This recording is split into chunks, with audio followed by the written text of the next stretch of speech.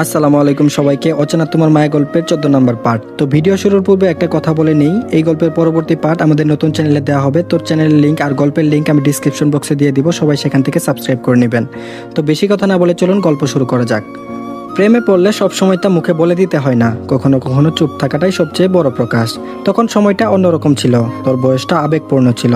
তাছাড়া প্রেম ভালোবাসা বুঝতে দিলে তোকে কেউ হয়তো আমার আগেই অন্য কেউ নিজের করে নিত। কথাগুলো যদিও বিক্ষিপ্ত অস্বাভাবিক, তবু সৃজা বুঝে নিয়ে এক দৃষ্টে চেয়ে রইল ওর দিকে। নিম্ন স্বরে বলল, প্রেমে পড়েছ, ভালোবাসেনি? ইহসান এক পলক দেখে নিল অকতি ভরা চেহারাটা, আঙ্গুল বুলিয়ে দিল ওষ্ঠভাজে, মাদকপূর্ণ কণ্ঠে বলল, তোকে কে না ভালোবাসে? বলে হঠাৎ চুপ হয়ে গেল। জবাবটা ঠিকঠাক না পেয়ে সৃজা ইহসানের দিকে সদিগ্ধ চোখে তাকিয়ে রইল আরো কিছু শোনার আশায়। যে কথাগুলো স্বাভাবিক থাকলে বলে না, হাসি মজার ছলে উড়িয়ে দেয়, সেই কথাগুলো মত্ত অবস্থায় বলছে লোকটা। এমন সুযোগ সর্বসাকুল্য আসে না। ছাইপাশ খেয়ে মাতলামো করায় সৃজা যদিও রেগে আছে ইহসানের উপর, তবুও ভালোবাসার কথাগুলো শুনতে ওর মন প্রাণ উচ্ছ্বাসিত তৃষ্ণার্ত হয়ে উঠেছে। ও কিছু জিজ্ঞেস করতে যাবে, তার মাঝে ইহসান তীব্র গতিতে ওর গালে ঠোঁট ছুঁয়ে এসে বলে, তোর প্রতি আমার ভালোবাসা বিশাল আকাশে মুক্ত পাখির মতো, সীমাহীন, অসীম আর শাশ্বত। তুই শুধু আমার হৃদয়ের স্পন্দনই নস, আমার আত্মার আরাধনা। তুই ছাড়া আমি ইহসান শেখ এক অদৃশ্য শূন্য সত্তা, কিছুই নাই, একদম কিছু নাই, nothing to do, fucking loser. নিয়ন্ত্রণে নেই ইহসান, কথাবার্তা গভীর ও বেসামাল হচ্ছে। এখনই থামাতে হবে, নয়তো অনর্থ ঘটিয়ে ফেলবে এই অবাঞ্ছিত পরিবেশে। সৃজা ঠেলে সরিয়ে দিল ওকে। ইহসান ঢাল সামলাতে না পেরে ছিটকে পড়ল নিচে, বসে রইল ওই অবস্থায়। মেঝুতে দৃষ্টি নিবন্ধ করেই বলল, ফেলে দিলি?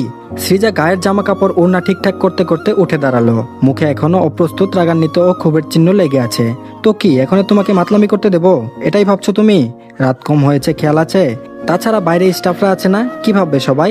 ইহসান দু হাতে ভর দিয়ে ওঠার চেষ্টা করে ব্যর্থ হলো।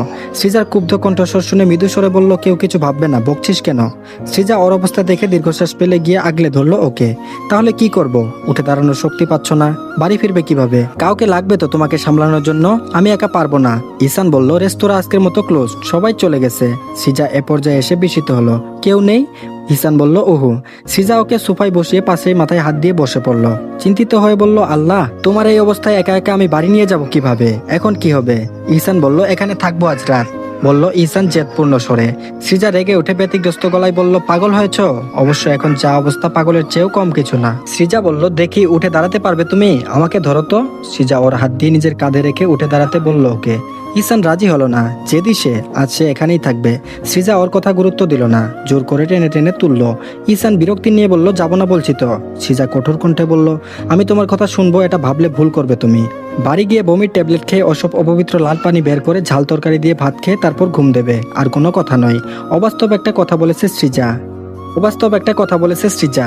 অন্য কেউ শুনলে হেসে ফেলতো, কিন্তু ইহসান উল্টো জেদের মতো করছিল। এলোমেলো পা জোড়া এদিক সেদিক ফেলছিল বলে সৃজার মেহনত হচ্ছিল ওকে নিয়ে। দরজা অবধি যেতেই দম ফুরিয়ে গেল ওর। ইহসানের হাতও তখন আলগা হয়ে এসেছিল। সৃজা অসহায় গলায় বলল, কি অবস্থা করেছো নিজের, দেখেছো? প্লিজ জেদ করো না, ধরো আমাকে ঠিক করে। উন্মত্ত ইহসান ধরলো ওকে, তবে অন্যভাবে। এক হাতে সৃজার কোমরে ধরে, অন্য হাতে টেনে কফির বারের কাঠের ফোকাল পয়েন্ট টেবিলের উপর বসিয়ে দিল। সৃজা বিস্ময়ে হা হয়ে গেল। ইহসানের অস্পষ্ট চোখ গেল আধা খাওয়া তিরামিসুর দিকে। 2 সেকেন্ড তাকিয়ে থেকে সৃজার অর্ধেক খাওয়া অংশটা একটুখানি মুখে নিয়ে উজ্জ্বলের চোখে তাকিয়ে উন্মাদনা আর উত্তেজনায় ঠোঁটে ঠোঁট রেখে গভীর এক চুম্বনে মত্ত হলো সে। সৃজা কিছু বলার সুযোগ পেল না, শুধু নিঃশ্বাস বন্ধ করে ইহসানের উন্মত্ত চুম্বনে ডুবে গেল। সেই চুমুতে কি যে ছিল, একটু ভয়, অনুভূতি আর অনেকটা ভালোবাসার অমোক টান। সৃজা ভুলে গেল লাউঞ্জের উজ্জ্বল আলো, মাতাল ইহসান আর বাড়ি ফেরার ব্যস্ততা। হৃদমঞ্জিলে তুলপার চালানো অনুভূতি আশকারা দিয়ে ফেলল। নিত্যদিনের ঝগড়া করতে গিয়েও প্রেমে পড়া ওই বিশেষ পুরুষটাকে। এক হাত দিয়ে ইহসানের আধখোলা শার্টের কলার ধরে তাকে টেনে নিল কাছে। তিরামিসুর চেয়েও মিষ্টি স্বাদের ওই মেয়েলি উষ্টাধর আর তার সমর্থন ইহসানের পৃথিবীটাকে থামিয়ে দিল অনাকাঙ্ক্ষিতভাবে। নারীটির সুকোমল ঘাড়, বাহু আর উদরের উষ্ণতা তার আত্মাকে স্পর্শ করলো। মাদকপূর্ণ কণ্ঠস্বরে উদরে ঠোঁট বসিয়ে বলে উঠল, I want a baby. Srija অবশ্য তা শুনতে পেল না, সে অবাধ্য আদরের ঘুরে ডুবে গেছে, উন্মাদনায় হারিয়ে গেছে। রাতের গভীরে নির্জন লাউঞ্জে দুটো মানবীয় মৃদুস্বরের গুঙ্গানির সাথে আর দুটো শরীরের উত্তপ্ততা বাড়ে অগ্নেয়গিরির ন্যায়। কফি বারের এক কোণে দুজনের দেহে তৈরি হওয়া অস্থিরতা আর উন্মাদনা সেই রাতে সময়ের চেনাকাটাকেও উল্টে পাল্টে দিতে চাইছিল। প্রতিটি রুক্ষ হাতের স্পর্শে কুকড়ে যাওয়া সিজার ধারালো নখের আঁচড় প্রতিবারই ইহসানের মস্তিষ্ক থামিয়ে দিলেও পাতলা চাদরের নিচে থাকা দুজনের উষ্ণতা এই মুহূর্ত সুখ রচনা করতেই ব্যস্ত ছিল। রাতের দ্বীপ্রহর, অনাকাঙ্ক্ষিত ও অপ্রত্যাশিত প্রাপ্তিতে ইহসানের মস্তিষ্ক শূন্য, অথচ চোখে মুখে অন্যরকম বেকুলতা খেলা করছে। মাথাটা ঠিকঠাক কাজ করছে না ওর, ঘুম ঘুম লাগছে। তবুও প্রতিবার সে নিজেকে নিয়ন্ত্রণ করতে আর প্রাণপণে জেগে থাকতে চাইছে। বারবার বিচরণ করতে ইচ্ছে করছে সিজাতে, ডুবে যেতে ইচ্ছে করছে ওই গোলাপ সুধা ছড়ানো অষ্টজোড়ায়, ছেড়ে দিতে ইচ্ছে করছে না ওই উন্মুক্ত বক্ষের তপ্ততা থেকে। দেখতে চাইছে প্রিয় রাগিনীর ক্রন্দনরত মুখটা। অবশ্য প্রিয় নারীর সৌন্দর্য আর মাধুর্যতা একবার যদি কোনো পুরুষকে পুরোপুরি ঘায়েল করে, সে তো আর নিজেকে খুঁজে পায় না। তার হৃদয় ও মন তখন একমাত্র সেই নারীর অস্তিত্বে ডুবে থাকতে চায়। সেই নারীর উপস্থিতিতেই সে প্রাণোচ্ছল। বাকি সময় সে আলিক। ইহসান সিজার কপালে টুপ করে ঠোঁট ছুঁয়ে অস্ফুট স্বরে জিজ্ঞেস করে, খারাপ লাগছে? সিজা বোধহয় কাঁদছিল। সে দুপাশে মাথা নেড়িয়ে নেতিবাচক উত্তর দেয়। ইহসানের কপালে ভাঁজ পড়ে। চিন্তিত দুর্বল স্বরে বলে, সত্যি? সিজা প্রশ্ন এড়িয়ে যায়। আগের মতোই মাথা নেড়ে কিছু একটা বোঝাতে চায় ইহসান, যা বোধগম্য হয় না। সে বিচলিত হয়ে পড়তে সিজা ওকে আঁকড়ে ধরে বললে, আমি ঠিক আছি। পরক্ষণে নিচু আর আর্তসুরে বললে, বাড়ি যাব। ইহসান ঘাড় ঘুরিয়ে কাচের জানলা দিয়ে আধো আধো চোখ মেলে বাইরের দিকে তাকায়। আলো ফোটেনি এখনো, ঘন অন্ধকার, চারপাশ নিস্তব্ধ। সে আদুরে হাত বোলায় সিজার মাথায়, বলে, রাত পোহালেই যাব। সিজা বলল, আমি আমার বাড়ির কথা বলছি, কাল যেতে চাই। কথাটা কোন কারণে বলছে জানা নেই ইহসানের, কিন্তু আজ দূরত্ব ঘুচে যাওয়ার পর হুট করেই কালকে সিজা বাড়িতে যাবার কথা তুললো কেন? এর মানে কি? সে কি কোনোভাবে কষ্ট দিয়েছে মেয়েটাকে, নাকি ফুলফিল করতে পারেনি ওর চাওয়া পাওয়া? চট করে ইহসানের মাথাটা গরম হয়ে ওঠে। নেশার ঘুর চাপা পড়ে যায় বিক্ষিপ্ত রাগে। তবুও কোমল গলায় বলার চেষ্টা করে, খারাপ লাগছে বেশি? আমি কি কষ্ট দিয়ে ফেলেছি তোকে? আমার বলতে কি অসুবিধা হচ্ছে? সিজা মিয়ে গিয়ে জবাব দেয় ছোট্ট করে, বেশি খারাপ লাগছে না। ইহসান ওর গাল চেপে ধরে আচমকা। লাল চোখের দিকে তাকিয়ে সিজা ভয়, লজ্জা আর দ্বিধায় পড়ে চোখ সরিয়ে নেয়। সেটা দেখে সন্দেহ আরো গাঢ় হয় ইহসানের। শানিত চোখে নামে কঠোরতা। সন্দেহাতীত ভাবে সে বলল, তো এমন লুকোচুরি করছিস কেন? প্রপার আদর দিতে পারিনি আমি? সিজার কান ঝাঁঝা করে ওঠে, মুখ বিকৃত করে ফেলে। এসব কি বলছে মানুষটা? সে চোখ বুজে নেয় লজ্জায়। তাকিয়ে থাকা সম্ভব না এই বিধ্বংসী চাহনিতে। ইহসান চাপা ক্ষিপ্ত স্বরে গর্জে ওঠে, অন্যান্য দিক দিয়ে ফাঁকফোকর আছে জানি, সেদিক থেকে সুখে রাখতে পারছি না, তার জন্য আমি হাজারো বার তোর কাছে নত হতে রাজি। কিন্তু তোর তো চাহিদা পূরণ করতে পেরেছি, নাকি আমি ভুল? কেন বাড়িতে যেতে চাইছিস, তাও আবার কালোই? সিজা এবারে আর না পেরে চোখ বন্ধ করে উত্তর দিল, চুপ করো। ইহসান বলল, কারণ না জানা অবধি চুপ করবো না। সিজা বলল, হঠাৎ আব্বুকে দেখতে ইচ্ছে করছে, কিছুদিন থাকবো, এটুকুই, আর কিছু না। হ্যাপি তুমি? ইহসানের সন্দেহ যায় না, সে ভ্রু কুচকেই থাকে। তুই হ্যাপি কিনা সেটা বল। সিজা বলল, উফ বেহায়া, তুমি থামো। ইহসান বলল, থামাথামি পরে আগে উত্তর দে। সিজা তার স্বরে চেঁচালো, ইয়া আল্লাহ, কার পাল্লাই পড়লাম? আমি মরে যাব। ইহসান ও মরে যাবে কথাটা শুনে ওর গলা চেপে ধরলো। এরপর ঝাঁঝালো স্বরে ধমকে ওঠে, এসব কথা বলে মুহূর্তটা নষ্ট করিস না জান, এমনিতেই মাথা নষ্ট। আমি হয়তো তোর গায়ে হাত তুলে ফেলবো, তাই খোলাখুলি কথা বল। ওর চোখের রাগ, তীক্ষ্ণ দৃষ্টি আর সন্দেহ সিজাকে সংকোচে নিপাতিত করলো। বিস্মিত হয়ে বলল, তোমার আচরণ পাল্টে গেল কেন হঠাৎ?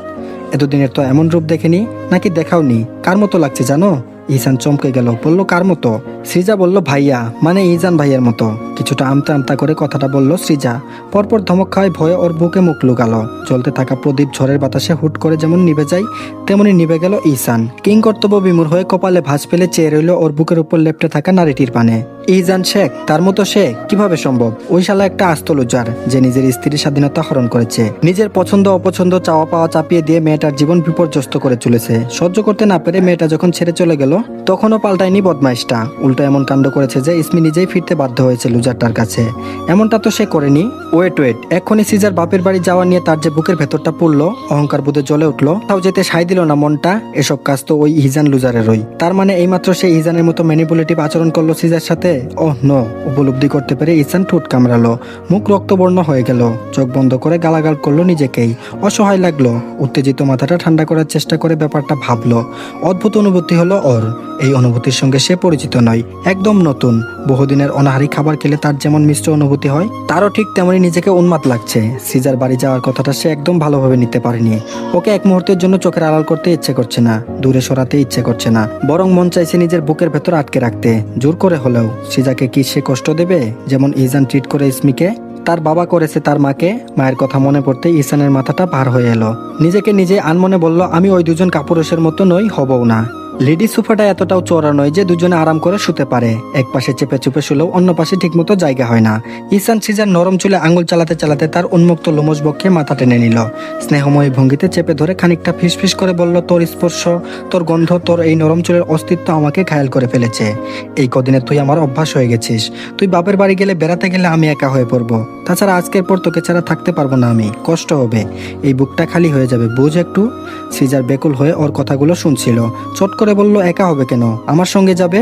ঈশানের গলায় উৎফুল্লতা খেলে গেল। বলল, নিশ্চয়ই তুই 1-2 দিন থাকবি। সিজা এ পর্যায়ে নত মুখে বললে, বিয়ের পরে তো একদিনও যায়নি, 1 সপ্তাহ থাকার অনুমতি দেবে না? মুখটা ম্লান হয়ে গেল ঈশানের। কাজকর্ম ফেলে 1 সপ্তাহ থাকা সম্ভব না আমার পক্ষে, কিন্তু তোকে না করব না, তুই থাকতে পারিস। ঈশানের বুকে ধুকপুকানির শব্দ স্পষ্ট শুনতে পাচ্ছে সৃজা।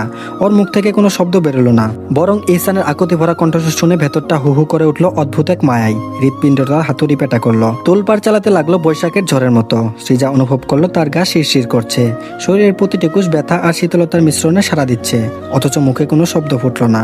অস্বস্তি, লজ্জা আর প্রতিটি নিঃশ্বাসের অনুভব বলে দিল প্রেম এসে মরে গেছে, একদম মরে গেছে। সেই সময়টাতে হঠাৎ অষ্টে পৃষ্ঠে জড়িয়ে নিল ঈশান ওকে চাদরের নিচে। দুর্বল ও অস্ফুট স্বরে বলল, এখন ঘুম পাচ্ছে শোনা, তুইও ঘুমাও। এই গল্পের পরবর্তী পার্ট আমাদের নতুন চ্যানেলে দেওয়া হবে, তো আমি কমেন্ট বক্সে আর ডিসক্রিপশন বক্সে লিংক দিয়ে দিব, আপনারা সেখান থেকে গিয়ে দেখে নিন।